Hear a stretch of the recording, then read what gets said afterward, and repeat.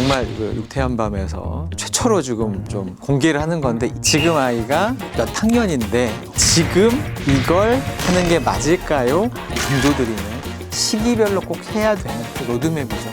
오늘 가장 현실적이고 정말 유익한 영어 이야기를 탈탈 털고 가겠습니다. 유쾌한 밤.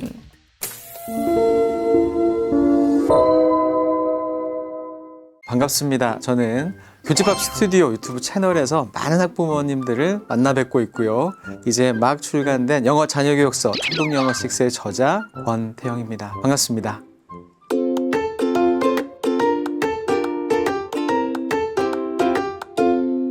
소장님이 영어 교육 전문가로서 가장 많이 듣는 1번 질문 뭐가 있을까요? 1번 질문이라고 하면 지금 아이가 몇 학년인데 지금 이걸 하는 게 맞을까요? 이 질문이 정말 많이 하시는 질문이고요. 지금이라는 거는 이제 학년, 이제 시기에 대한 고민들, 그리고 이걸이라고 하는 건 도대체 어떤 책을 읽혀야 되냐, 어떤 교재를 봐야 되냐, 그리고 학원은 또 뭐 어떻게 보내야 되느냐라는 이런 이제 방법에 대한 고민들을 되게 많이 주시죠. 등대가 없기 때문이라고 생각합니다. 이런 질문을 하시는 이유가 한 3년 정도는 좀 내다 보셔야 되거든요. 그래서 로드맵이 있으셔야 된다. 제가 이제 이번 책을 쓰게 된 계기도 여기서 출발합니다. 이번 신간에서 부담을 내려놓게 됐던 문장이 있었는데요. 영어를 잘 못하는 엄마의 아이가 영어를 더 잘할 수 있더라고 써주셔서 이게 어떤 뜻으로 해주신 말씀이신지 여쭤볼게요. 네, 못해도 아무 상관없습니다. 오히려 잘 하시는 부모님, 잘 하는 엄마는 잘 보이잖아요. 아이의 영어의 빈틈이. 그러다 보니까 의도치 않게 스트레스를 좀 주는 경우가 많아요. 가르치려고 하거나 뭔가 교정하려고 하거나 이런 부분이 오히려 마이너스가 되는 경우가 또 있고, 반대로 이제 오히려 영어에 자신이 없는 우리 어머님들은 많이 좀 들어주시는 경향이 있거든요. 좋은 책, 좋은 교재, 뭐 온라인 프로그램들 많기 때문에 활용법만 잘 아시면 아무 문제 없다라고 안심을 좀 드리고 싶네요. 영어 공부의 6개 영역 관련된 공부법을 자세히 알려주셨어요. 이번 신간에서 가장 강조하고 싶은 내용 한번 들어볼까요? 영어 사교육비를 쏟아 부어도 결국은 실패하는 이유가 무엇인가. 이제 세 가지를 좀 말씀을 좀 드리고 싶은데, 첫 번째는 치우친 영어 학습이라고 좀 말씀드리고 싶어요. 삼각형 영어라고 표현을 하거든요. 우리가 흔히 아는 영어는 일단 리딩 중심으로 하고 어휘 문법해서 입시 영어로 흘러가는 방향. 근데 그렇게 해서는 이건 이제 옛날 방식이 된 거죠. 지금은 그게 아니라 작은 육각형이라고 말씀을 드립니다. 보통 영어를 4대 영역이라고 생각을 하시지만 실제로 아이들이 공부를 해야 되는 영역은 4개가 아니라 6개거든요. 잘 아시는 listening, reading, speaking, writing의 어휘랑 문법까지가 하나하나가 어찌 보면 독립된 좀 신경을 써야 되는 영어학습 영역인데, 이거를 최소한으로 기초 실력을 쌓는 게 초등 때 너무 필요하다. 그래야지만이 중고등 때까지 이제 실력을 더 올릴 수 있고, 이유 중에 하나가 뭐냐면요. 지금은 영어 평가 방식이 많이 확대되고 변했죠. 지금은 정말 길게 쓰는 걸 요구해요. 네, 중간고사, 기말고사, 지필고사 보면 서답형이라고 얘기를 하잖아요. 이제는 뭐 문장 몇 개가 아니라 단락을 쓰라고 요구하는 경우도 있고요. 두 번째는 아이마다 읽어야 할 책, 풀어야 하는 교재, 보낼 학원이 달라야 하거든요. 근데 사실 현실은 반대잖아요. 맞아요. 유명한 데 보내고 누가 한다 그러면 우르르 따라가고. 쫓아가서 사실 카더라, 상술 이런 부분에 또 많이 휘둘리시기도 하고, 그러지 않으려면 우리 아이 학습 성향을 알아야 돼요. 우리 아이의 성향. 거기서부터 출발해서 맞는 걸 가셔야 되는데, 실제 교육 현장에서 보면 이런 경우 되게 많잖아요. 같은 실력이었고 심지어는 부모가 같은데도 불구하고 같은 방법을 했는데 결과가 달라요. 왜 그럴까? 그냥 단순히 재능 정도로만 생각하시지만 그렇지 않다. 오히려 잘못된 추천이 아이 영어를 오히려 정말 방해하고 있을 수 있다는 걸 생각하셔야 된다. 그래서 영어 학습 성향이 이제 두 번째 이유고, 세 번째는 중고등 선배맘들이 후회하는 거를 전철 밟으면 안 된다. 뒤통수 맞았다는 얘기 정말 많이 하시거든요. 아니 그때는 최선인 줄 알고 그때는 열심히 했는데 이거 뭐냐. 진짜 중요한 걸 안 했네? 이제 이런 얘기들을 많이 하시죠. 그래서 보통 영어 교육 잘 하시는 어머니들이 그 아이가 둘째 아니면 셋째예요.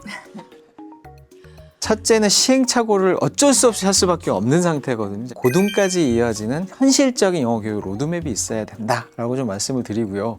학년별로 시기별로 정말 자세하게 얘기를 짚어주시니까 이대로만 잘 실천하면 되겠다는 생각을 많이 하게 되었는데요. 이 아이에게 딱 맞는 공부법을 찾기 위해서 아이의 성향 파악부터 해야 하는 이유도 네네. 들어보고 싶습니다. 네, 에피소드가 하나 있거든요. 남매예요, 아이가. 그래서 어머니가 영어 교육에 되게 열정적인 분이셨어요. 그래서 이제 누나죠. 첫째 딸아이를 놓고 여러 가지 이제 좀 노력들을 많이 하셨어요. 아이가 영어 책도 잘 읽고 잘 성장을 해서 영어를 좀 곧잘 해요. 그래서 이제 됐다. 둘째 이제 남동생이었는데 같은 방식으로 적용을 했는데 이게 웬걸? 전혀 시작이 안 되는 거예요. 아이가 너무 안 따라오는 거죠. 그래서 이것도 어찌됐든 좀 재능이 다르구나.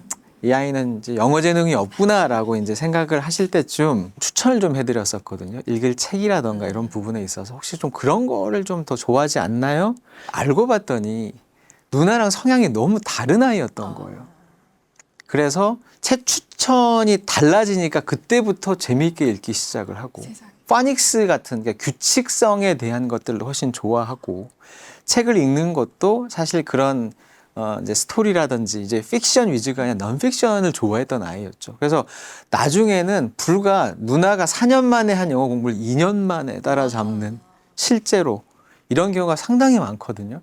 그래서 이런 성향에 따라서 영어 환경을 만들어주는 게 중요한데 제가 몇 가지 한번 소개를 해드리면 간단히만요. 자, 스토리 지향 그리고 지식 정보 지향이라는 게 있습니다. 제가 말씀드렸다시피 보통은 픽션, 스토리를 좋아하는 아이들이 많죠. 근데 적지 않은 수의 아이가 지식 정보 지향.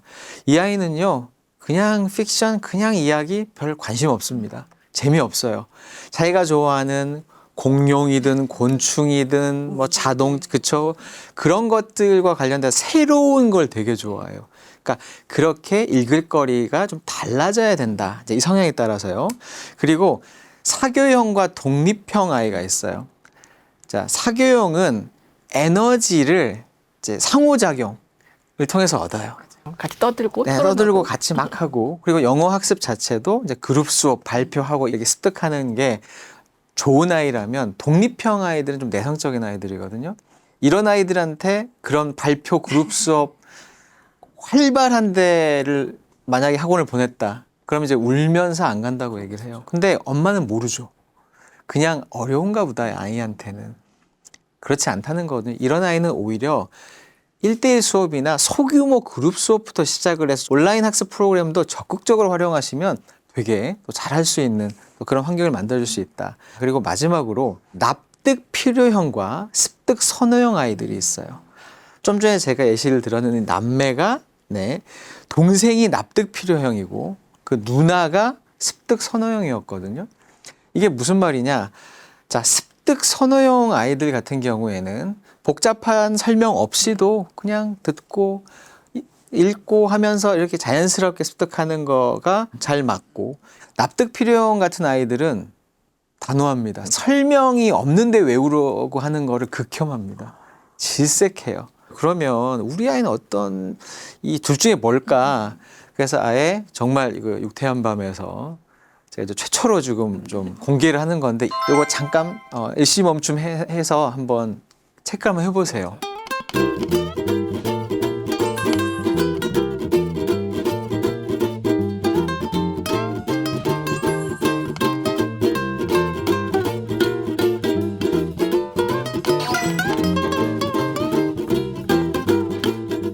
영어는 언어다 보니까 납득 필요형 아이들은 수학은 강점이 있지만 영어는 상당히 어렵습니다. 설명을 하려고 그러면 더 어려워지잖아요. 그러니까 이 아이들은 80%의 법칙, 즉 80% 정도만 그냥 이해하면 넘어가라는 안심을 시켜주셔야 돼요. 그래서 수학 열심히 잘하는 아이들 같은 경우 이런 성향이 많기 때문에 그럴 때마다 수학처럼 공부하면 안 돼.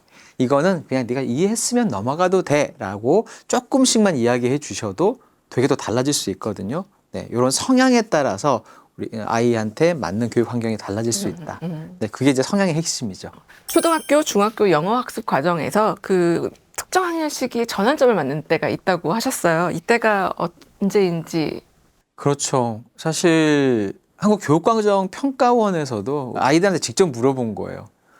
영어가 언제 어려워졌어? 라고 물어봤더니 이제 중1이라고 대답한 게 1등이었는데 그건 좀 이해할 수는 있겠죠. 왜냐하면 초등 때 영어는 좀 활동이라든가 의사소통이라든가 이렇게 놀이 중심이었다면 중등으로 가면 완전히 뒤바뀌죠. 문자 중심이 되고 이제 시험 중심이 되다 보니까 그건 이해가 되는데 초3이라는 대답이 많았다라는 건 이게 좀 슬픈 이야기거든요.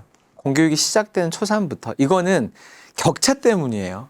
나는 이제 좀 떠듬떠듬했는데 쟤는 벌써 저렇게 읽을 수 있네. 그러니까 이제 주눅이 든다. 그래서 이제 그런 대비가 좀 중요하다라는 거.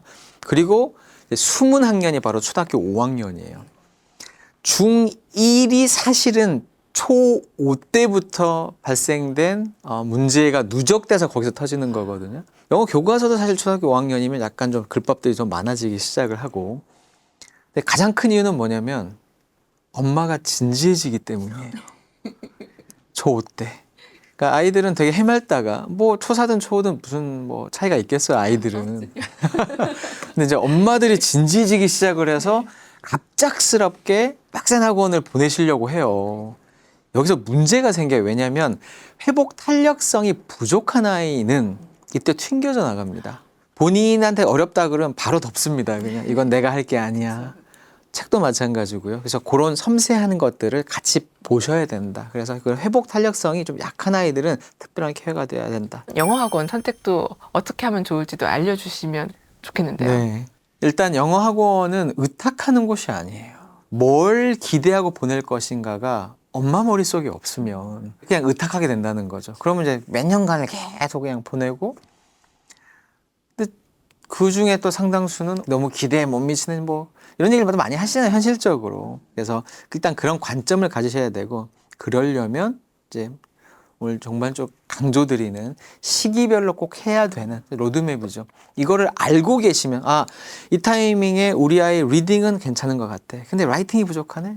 그럼 이 라이팅을 좀 짚어줄 수 있는 학원을 보낸다? 이거는 괜찮다는 거죠. 그래서 뭐 한 6개월만 보내볼까? 이런 마음으로 가신다 그러면 오히려 괜찮다. 그리고 이제 또 하나는 우리 아이의 객관적인 상태를 좀 아셔야 되죠.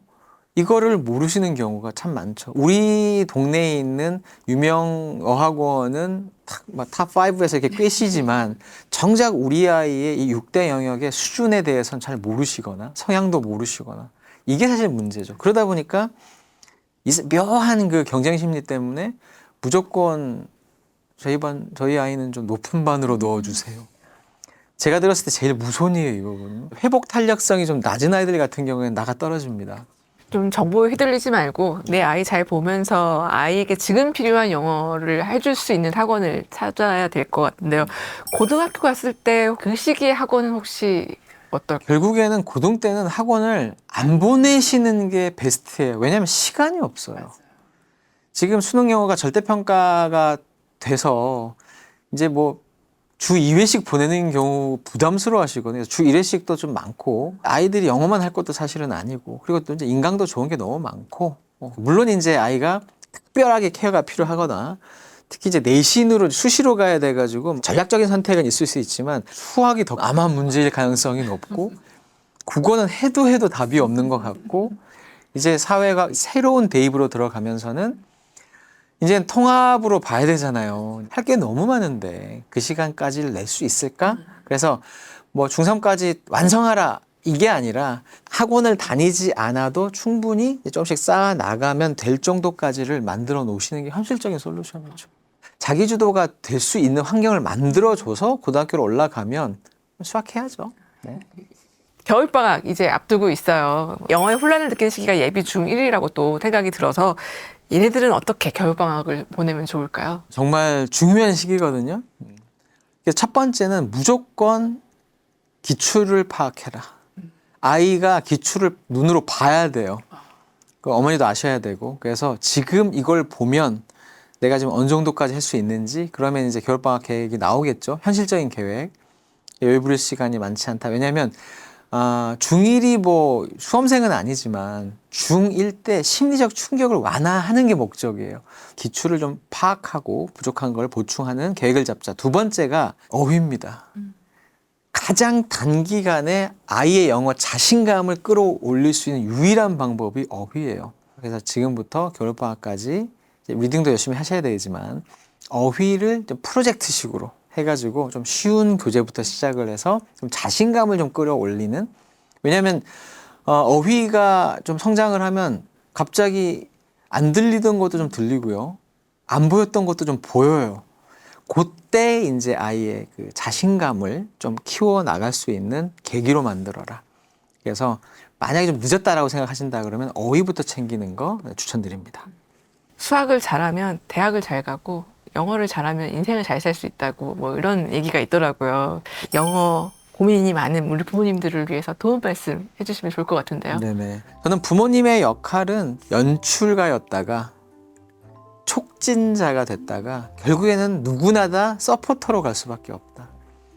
서포터부터 말씀을 드리면 아이가 중학교 한 2학년쯤만 돼도 말 안 듣습니다. 이미 고학년 때부터 말을 안 듣죠.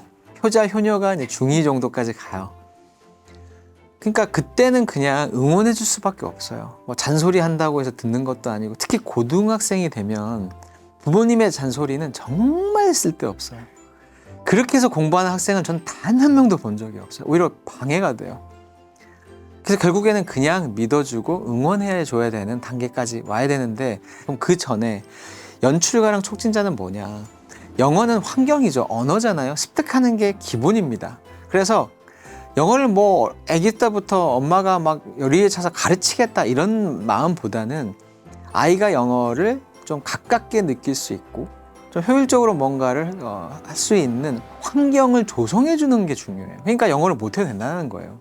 영역별 또 시기별 포인트들 잘 살려서, 또 추천도 정말 제가 이제 책에 정말 많이 넣어놨거든요. 그리고 절대 아이가 평가받는다는 느낌이 들면 안 돼요. 이게 너무 슬픈 게 그거죠. 아시잖아요. 우리 대학생들만 해도 뭐 어른도 마찬가지인데 해외에 뭐 어학원을 갔어요, 미국에. 그러면은 처음에는 막 뭐 유럽 사람도 있고 남미 사람도 있어. 그러면은 그냥 뭐 틀린 거 하다가 같은 클래스에 한국 사람이 딱 한 명 들어오기 시작을 하면 그때부터 말을 안 해요. 그리고 스캐닝을 하죠. 제가 나보다 잘하나 못하나. 나보다 잘한다 그러면 이제 말을 안 하기 시작하고, 나보다 못한다 그러면 뭐 조금. 근데 눈치를 계속 보죠. 이게 어렸을 때부터 있는 뭔가 평가에 짓눌린 모습이거든요. 뭔가 틀려도 그냥 막 재밌게 하는, 그게 연출되는 환경이거든요. 촉진자는 뭐냐면 그럼에도 불구하고 현실적인 영어 공부를 해야 되니까 시기별로 콕콕콕 찍어서 요거는 조금 우선순위, 그러니까 다 잘하는 게 아니라 요때는 리딩, 요때는 어휘, 요때는 문법은 좀 시작, 요 촉진해주는 그 포인트만 찍어주시는 요 요컬만 하셔도 성공했다, 영어 자녀 교육에 하시는 우리 학부모님들의 공통점을 따지고 보면 사실 이런 모습들, 제가 말씀드린 이런 모습들이 되게 많이 보입니다.